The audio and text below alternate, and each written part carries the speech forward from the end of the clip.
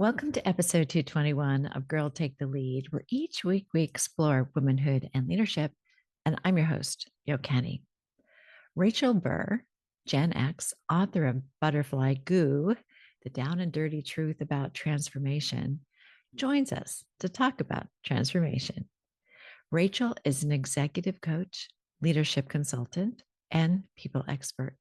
She says leadership is challenging because people are challenging and leaders are people.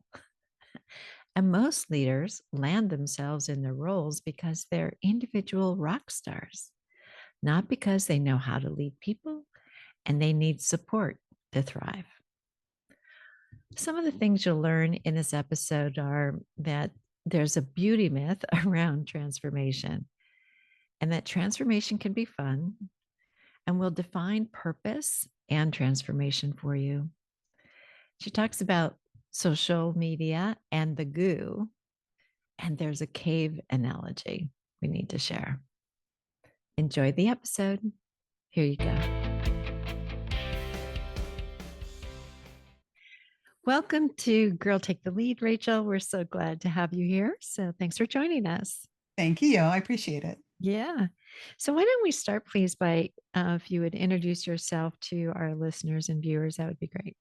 Thank you. Yes, I am Rachel Burr. I'm an executive coach and people expert. And I'm also the author of the newly launched Butterfly Goo, the down and dirty truth of transformation. So, I got to tell you, I did love your book, and the title, my goodness, was so provocative. So you have to tell our listeners about that title and why you wrote it. Why that? Why I wrote it? Well, let's start about that first.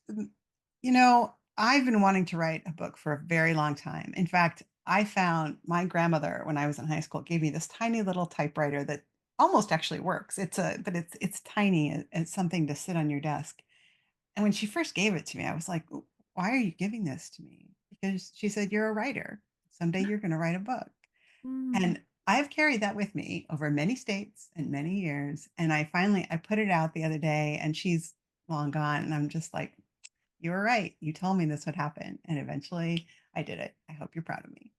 Oh, So and you have her in the book. I, yes, I do have her in the book. So I Yeah. think for a part of it, and this actually feeds into the title as well. For the longest time, I tried to force myself to write a book that I thought was a business book or a coaching book or something I was supposed to write. And for those listening and not watching, there are air quotes around the supposed to like. Um, and finally, for through a number of, I talk about clicks in the book, like opening a combination lock. And there are things that happen along the way, and that lock springing open is what Mhm. we think about as transformation, but it's all those little clicks along the way. And so I did a lot of things in digging and really trying to bring myself to write that book. And then I found out it wasn't the book I thought I was supposed to write after all. But when I finally had that moment, it just poured. It poured Mm. out of me. So it was fabulous. Mhm. That experience really feeds into Butterfly Goo. Not the only experience, lots of experiences, lots of journeys. But for me, what's important about the book and that title is that we have this idea of transformation as perfect and beautiful. And the butterfly is kind of that quintessential symbol of transformation. Mhm. And that's a big part of the problem is that the butterfly is beautiful, yes. And the beauty distracts us from what is really required and how difficult transformation is. Mhm. And so we have this idea that if we're not born butterflies, then we can't be butterflies. We can't transform. We can't grow. And it's really important for me to dispel that myth because when you really look at the process of transformation, even with this beautiful butterfly, the caterpillar is, Mhm. it's eating and it's consuming and it's getting ready. And then it spins its cocoon or chrysalis. And when it's inside, it dissolves into this green goo. and it starts to rebuild itself. And the great part of this analogy is that caterpillar takes everything it needs into that cocoon to build itself into a butterfly. It is not turning itself into something it is not. It is taking its fundamental building blocks and it is building it into the next or the best version of itself. And Mhm. so for me, one of the drivers of writing this book was that if we deconstruct what transformation truly is and we make it more understandable, we make it more actionable, we make it more achievable, and then everybody can start to see their butterfly and not Mhm. feel stuck and feel like I am stuck. I have to stay stuck. I don't have a choice, or I'm not good enough. I'm not smart enough. I'm not enough in order to really achieve what I want. So I'm just going to stay in this comfortable discomfort essentially and not try to push outside my comfort zone where, where the wild things are. Because clearly I wasn't meant to be a butterfly. Mm. Mhm. And we never know what we're truly capable of until we try. Yeah. I think one of the things that you did in your book was you made it fun. Transformation can be fun. And you had the play areas and your back, Mhm. and the back part of your book is the work. To me, it was like a workbook. And you had us, go through different exercises. Mhm. And I think that's really nice. It's one of those things in a book that you go, oh, this is great, because sometimes you have to go download those things or buy the workbook or whatever, and then you've put it together for everybody. Plus, I think when you say, let's go play, it makes us feel like there's no, you know, right or wrong way to look at transformation, Yep. right? It's a very personal thing that unfolds. So I really want to thank you for that and appreciate that you did that. Plus, all the quotes you have in the book. I loved those. Very inspiring. Like, oh, there's another one.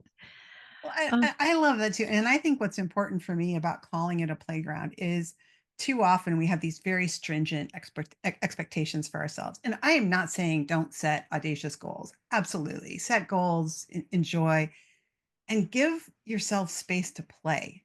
Because that is so important when it comes to innovation and growth and not being so focused and restricted on, okay, I have to do this by this by this date, et cetera.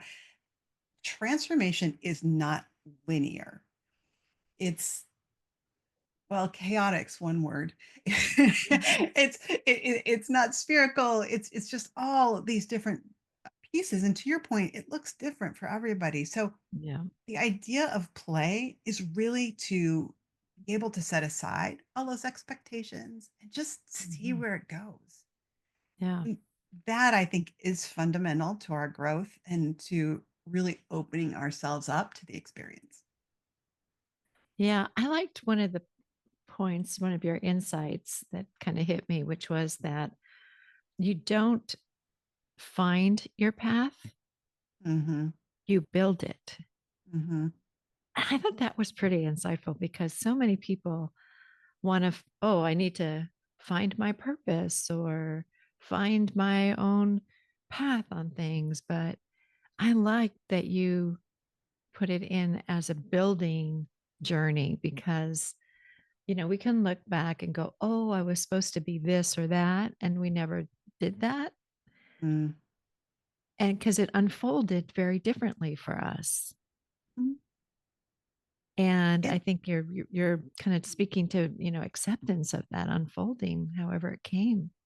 absolutely. And even when we think we know the direction we're going, holding that idea loosely, and which people I think sometimes people confuse this idea of being open and taking the opportunities when they come, when they show up, with Mhm. not being directed and not being motivated and not being driven. My response is this is life. This is the way things work. You may be one of those few people who truly has a linear path that you know from the moment you're 8 years old exactly what you want to do for the rest of your life. Great. And maybe you do.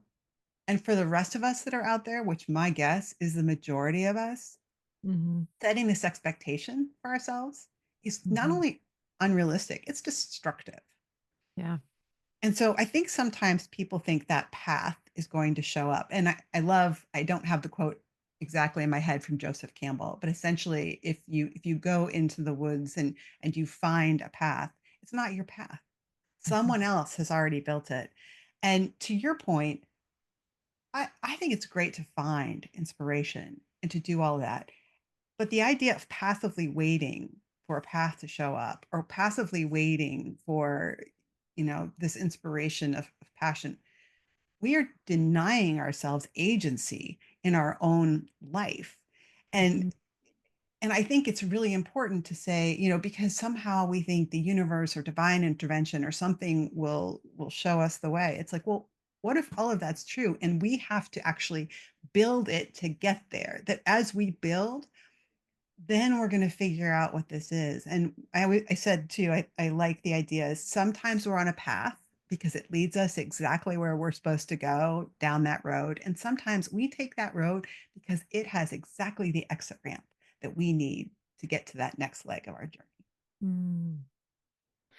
One thing that probably we should do is define what we mean by transformation because some people might be listening. I went into my head like, okay, transformation, it's like not being where I am right now, but cooking it and working through things so that I can be a better version of myself. But I don't know. Is that what you kind of thought of when you were talking about transformation?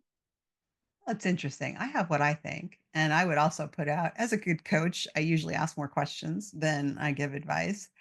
I think what's more important is what's everybody's definition. What's your personal definition of transformation? And Mhm. more specifically, what's your personal definition of transformation at this point in your life or in this situation?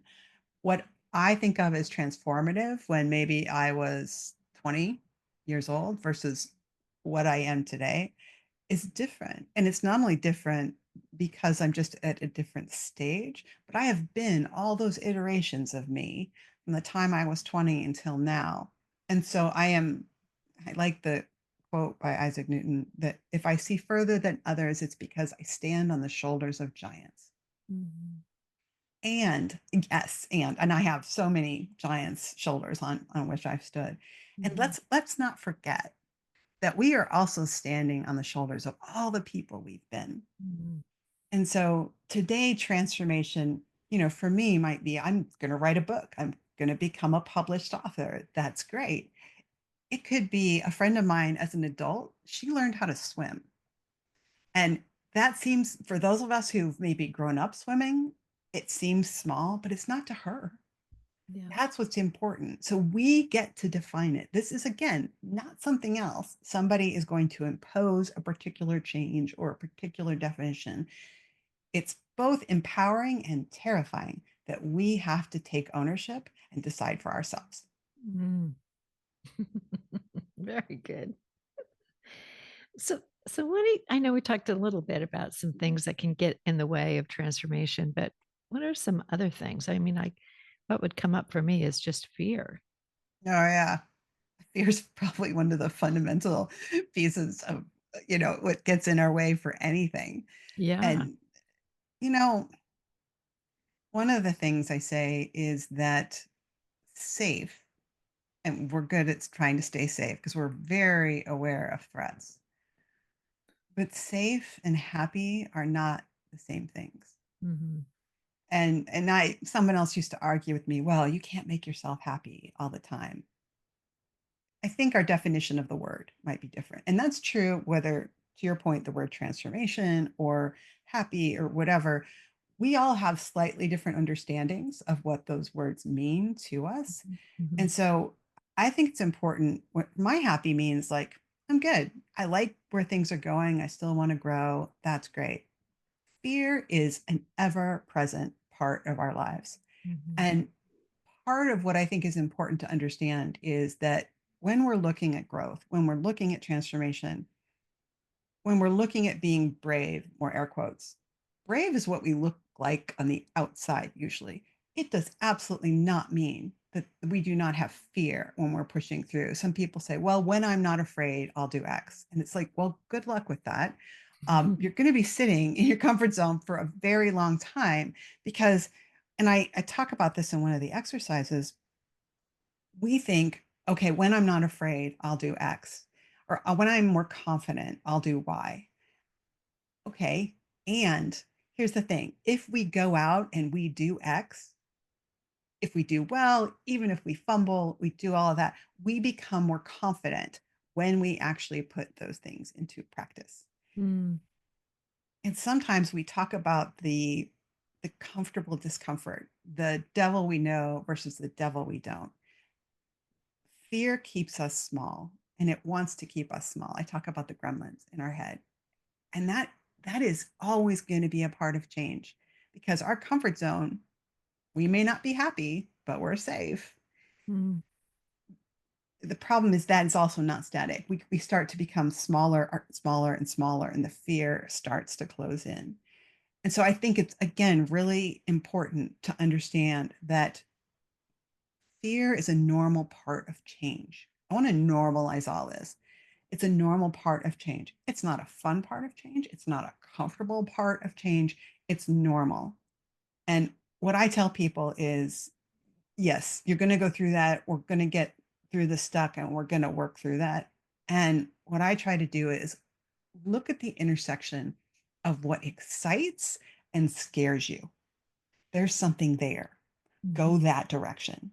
And just know that fear is normal. It's not you.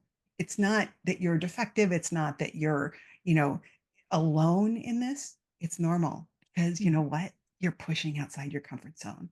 And that shows your So is that the goo part of being a growth. butterfly? Absolutely. The goo is all the sludge and the muck and the fear and the, overcoming and the two steps forward, one step back. It is all the messy, absolutely essential, by the way, part of this. That caterpillar does not become a butterfly without this goo. And social media has not helped this. The idea of this curated life that, everybody's a butterfly except for me. And it's just, let me think. I'm not sure your audience. So let's just say it's crap because I have better words for that, but I'm trying to, keep our PG rating. Please, please. And like I said, that is so destructive because we think we're the only ones in the goo in the swamp and that it's supposed to be this idyllic thing. That's not real. It's Mm, just not real. And so all of it is part of that process. And some of it, as you're going through the slog, there are wins too. I don't want to make it sound like, oh my gosh, this is just this horrible drudgery all the way through. You get wins. You get to celebrate along the way. And it's also normal to then fall into another swamp. It's all part mhm, of the process. And so I think it's important to find ways to understand that it's part of the process, to not get discouraged, or rather, you will get discouraged. We all get discouraged. So, how do we move beyond discouraged to again making progress? Yeah, all of that is part of the goo, and it's just part of the process. And we get to decide if going through the goo is worth the transformation and who we want to be and where we want to go. mm. Well, one of the things you have in there is the quote about, I think it was Joseph Campbell's quote about caves, about Hmm. um, looking at, I think it was in your abyss area, right? Looking at Yeah. caves that we're afraid to enter. Yes. Um, and then also not judging someone else's cave, Hmm. right? Because we don't know what they've gone through or what their cave is about. Yeah. So maybe you could talk a little bit more about that, the cave analogy that you used in the book. I would love to, and it's actually Campbell's analogy, and he refers to it sometimes as the cave. He refers to it sometimes as the abyss. Mhm. And the way he talks about it is there are the normal kind of trials and tribulations that we go through in any kind of journey.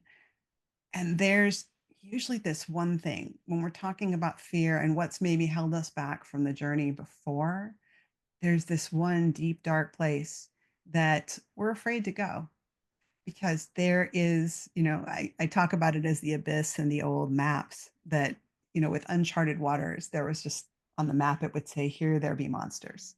Mm, And there are that we have our own fears to confront. A lot of it is often in our past, mm, things that have either are still affecting us, have affected us, and are continuing to move forward. And sometimes I know I've had moments where I was just not ready. I was not ready to go in that cave. I was not ready to dig down into what is it that's really keeping me stuck? What is fundamentally underneath all of this? And that's okay. You don't have to be ready at every moment, for every transformation. And it's important to know you have to face those monsters. You have to be able to go up against them in order to get past them. yeah. And you don't have to do it alone. To your point, like what I said is like each of our caves, the abyss, it's different. We can't judge someone on, well, my cave is harder than your cave. This is not a competition. But no, we do that It is generationally, not. right? We do. It's like, oh, my If you cave is only harder knew than my yours. cave, you would know that You I would had the know. scarier cave. And the other thing people like to do is they give you advice based on their experiences, maybe their cave, whatever. Oh, you should do this. Oh, you should do this. Best intention, but that's based on their experience, their path, their caves, their adventure. Mhm. What's important to understand is nobody can specifically tell us how to go through it. There can be people that are coaches and friends and family and therapists even that can come alongside us and support us in that process, but this is our cave and we are the ones that will lead us out, Mhm. and we can take this whole crew of people along to support us. Oh. Well, I think you also mentioned too that you don't just have one mentor, you Mhm. need a crew, We need a crew. which I thought was really good. Um, yeah. So I think that's something too that's good to pass along generationally. Are there other things that you've seen that have been like differences that would help our younger generation listeners to have that wise moment from you about their journey? Well, and I'll talk about I in the book, I have some key takeaways. I will also say that doesn't mean that they're your takeaways. It doesn't mean that they're anybody's takeaways other than mine, and hopefully they're funny along the way. If you haven't picked up on that yet, humor is very Yes, important to me, I saw it. and not taking ourselves too seriously. I can give my experience. Mhm, I can share that with people. Can I tell someone who's now 20 what they're gonna go through and how they're gonna get there? Their landscape is different. Their mm, world is different. I will say human beings tend to be pretty consistent along the way. We have certain hardwiring and software that hasn't had an upgrade in a very long time, and we're bringing it to this new situation. So I guess the advice I would say is really dig into yourself, understand as best you can. And it won't be perfect. We're not objective about ourselves. We're not objective about anybody or anything. We mm, like to think we are, but we're not. But doing that work, that internal work, the path you will build is not only outside you, but it's internal. And understanding who you are and what you really want and how you want to grow rather than reacting to everything you're seeing outside of you and all of the pressures and pushing that you're going to get from other people or media or whoever, being able to find that solid core and to help you ground in your values, your strengths, your passions, all of that. Those are the building blocks that you will mhm, take forward no matter who you want to become, what you want to do. Those core pieces are fundamental in bringing yourself to whatever comes next. Mm. So on that theme, what would you tell your 20 something self today? Oh, my 20 something self. Let's see. Life is not as serious as you think it is. Mm. I was so caught up. And the problem is, of course, we all would like to go back and tell our younger self something. And of course, the catch 22 is we wouldn't be here knowing what we know without having gone through the goo and the slog. So it's a moot point, but let's go ahead and say I can say it. So I I thought life was so serious and I thought I had to be perfect. And I thought I had to hide any imperfections from other people because they would see me as a failure. They would see me as, imposter. We all talk about imposter syndrome. And I would just say, you know what? Breathe, enjoy. Don't get so wrapped up in trying to do things perfectly and always trying to succeed at every moment of every day. Mhm. You miss out. You miss out on the joy and the fun and even the slog that is part of life. You're missing it and Mhm. you can't get that back. So stop taking yourself and life so seriously and enjoy I think you and I would had similar experiences during our 20s it. because I definitely was hot, whoa, just charging ahead and Yeah. very much, out of my way. I've got a career I've got to get built here before, my life is over. And I get married and I have children. It's Mhm, like, mhm. oh, craziness. Rachel, it's so much fun talking to you and hearing about your book. Is there anything, though, that you'd like to leave our listeners and viewers with? Any last? I think 2 things, and you and I were talking about this with a couple of quotes from the book, and I'll read the Yes. piece from myself first. And Right. I had listeners, I'd asked Rachel, that there were so many neat quotes in there. Maybe we could end our episode today with her reading um, a bit of inspiration for us. So, yeah, Rachel, go ahead. well, the first piece is just it's part of I'm reading just a quick section in the book, and then I'll get to the quote, but real caterpillars have only one chance at one butterfly, but you and I aren't limited to a single journey. The end of every journey is the start of our next adventure, and inside every butterfly is another hungry caterpillar. Mm. And the quote we talked about was from Hunter S. Thompson.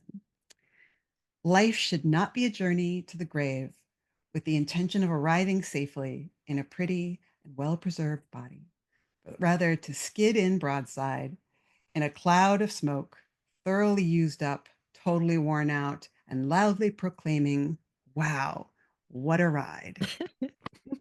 Wahoo! Wouldn't that be awesome? Getting to that point, everybody knows, like, oh my God, she lived it fully. Just make room for her. Absolutely. Oh boy.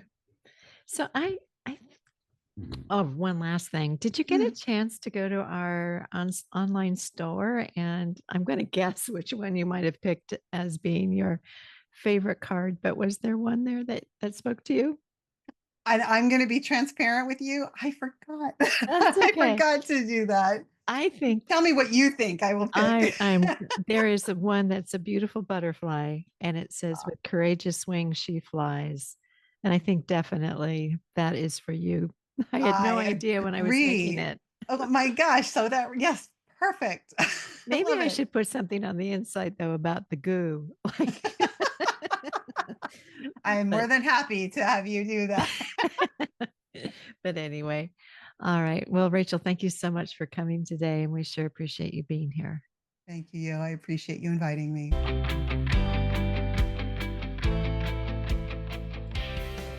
Thank you for listening today, and we sure hope you enjoyed this episode.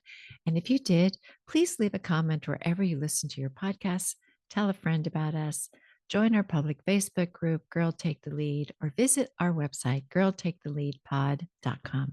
And visit our store there. It's girltaketheleadpod.com/shop. We also have a YouTube channel where your subscription would be appreciated. Once you're on YouTube, search at Girl Take the Lead.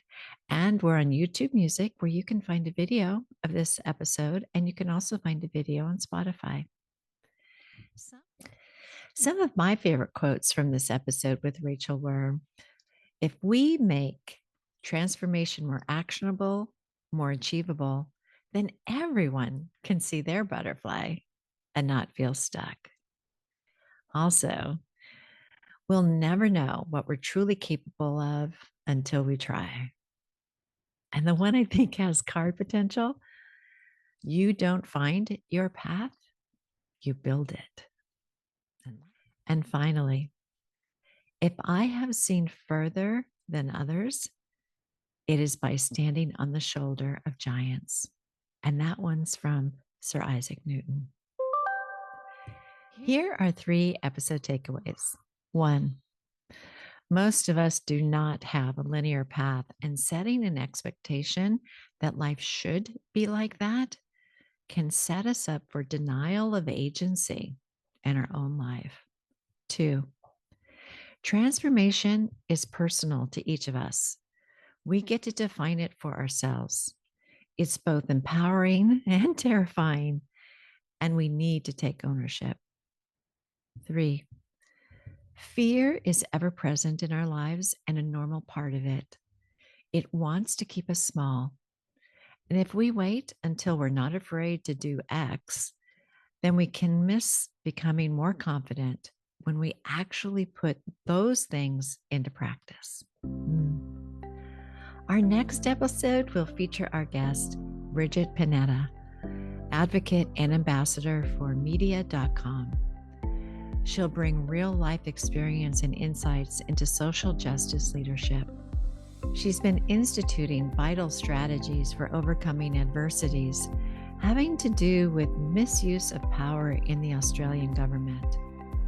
There is much we can learn from her resilience and acceptance. Please join us again and talk to you soon. Bye.